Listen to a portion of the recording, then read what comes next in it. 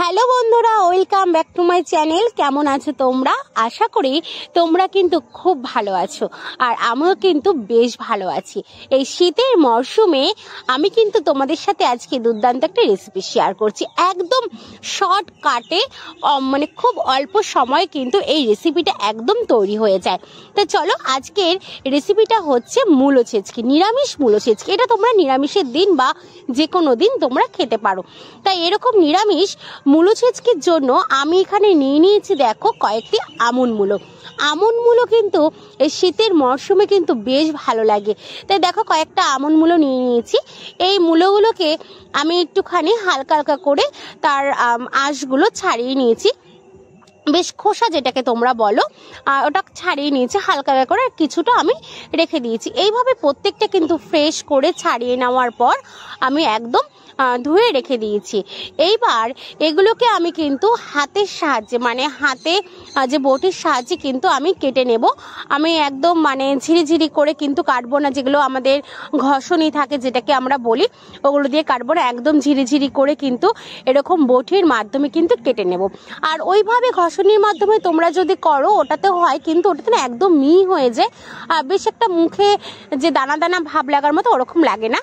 তা আমি হাতের সাহায্যে কেটে নিচ্ছি। দেখো, এরকম প্রথমে পাতলা পাতলা করে গোল গোল করে কেটে নেব, তারপর যতটা তোমাদের সুবিধা হয় কেটে নেবে। তারপর এরকম ভাবে আড়াআড়ি ভাবে একটু ধরে একদম ঝিরিঝিরি করে কেটে নেবো, যে যতটা পারো ঝিরিঝিরি করে কেটে নেবে, কারণ এখন শীতের আমন মূলো বেশ নরমই হয়, কোনো ব্যাপার না, যতটা পারবে। দেখো, আমি ঠিক এইভাবে কিন্তু ঝিরিঝিরি করে কেটে নিয়েছি।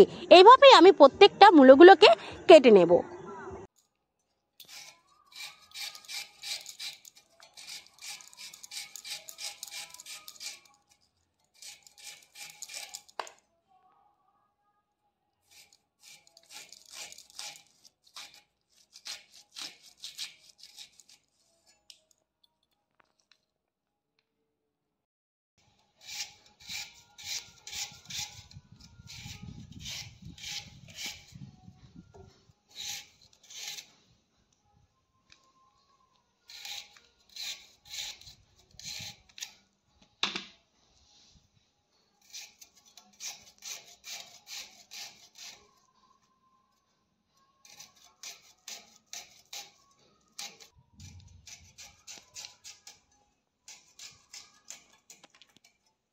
প্রত্যেকটা মূলো কিন্তু কাটা একেবারে কমপ্লিট হয়ে গেছে।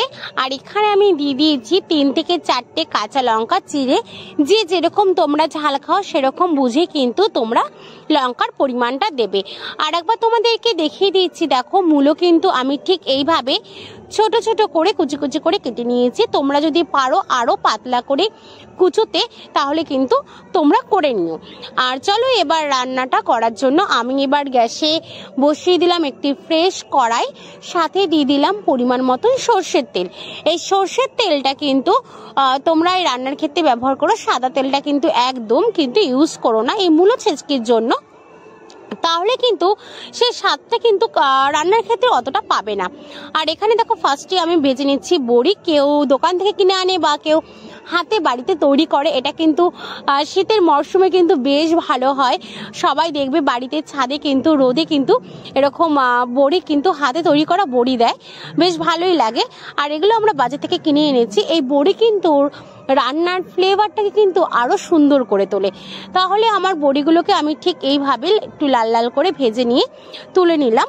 আর পরিমাণ মতো আমার আরেকটু সরষের তেল লাগবে মূলো ছেচকির জন্য, কারণ আমার মূলো ছেচকির পরিমাণটা একটু বেশি, তার জন্য আমি আরেকটু সরষের তেল দিয়ে দিলাম। তারপর এখানে আমি ফোড়নে দিয়ে দিলাম হচ্ছে 2টো শুকনো লঙ্কা চিড়ে দিয়ে দিয়েছি, মানে অর্ধেক করে, আর হচ্ছে সাদা সর্ষে।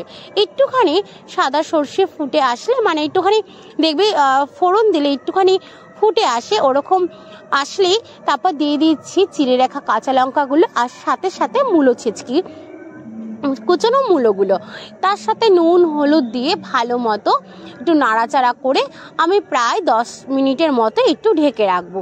10 মিনিটের মতো ঢেকে রাখার পর তাহলে মূলোটা কি বলতো, হালকা একটু নরম ভাব চলে আসবে। ঠিক 10 মিনিট পর আবার ঢাকনাটা তুলে নিলাম। দেখো মূলোর ছেচকিটা কিন্তু অনেকটাই কিন্তু নরম হয়ে এসছে আর মজে এসছে। ঠিক এইভাবে কিন্তু তোমরা রান্না করে নেবে। আর আমি কিন্তু আর ঢাকবো না, এইভাবে একটুখানি রান্না করে নেওয়ার পর এখানে আমি দিয়ে দিচ্ছি ভেজে রাখা বড়িগুলো।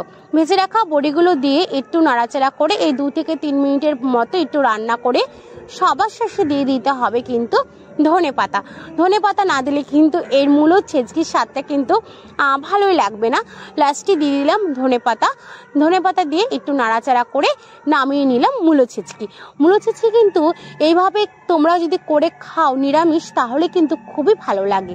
তা চলো বন্ধুরা, দেখো মূলো ছেচকিটা এইভাবে বাড়িতে রান্না করে কেমন হয়েছে। আর আজকের মতো ভিডিওটা এই পর্যন্তই। তোমরা ভালো থেকো, সুস্থ থেকো। সবাইকে আগাম 2025-এর শুভেচ্ছা রইল। সবাইকে হ্যাপি নিউ ইয়ার, শুভ নববর্ষ।